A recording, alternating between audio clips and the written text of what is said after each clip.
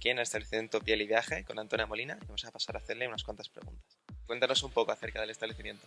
Lleva abierto unos 24 años y bueno, básicamente pues nos dedicamos a la marroquinería, algo de viaje, un poquito de complemento y bisutería. Hemos visto también que tenéis página web, Sí. entonces queremos preguntar si estáis haciendo publicidad en vuestras redes sociales. Y a través de Facebook e Instagram sobre todo. ¿Qué consideráis que os diferencia de la competencia?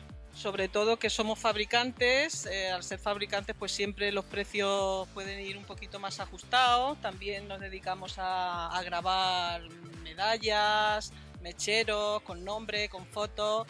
Entonces bueno, pues más o menos también tenemos una de personajes. Y bueno, pues marcas como Pepe Jean, Anneke, Samsonite, Dersey.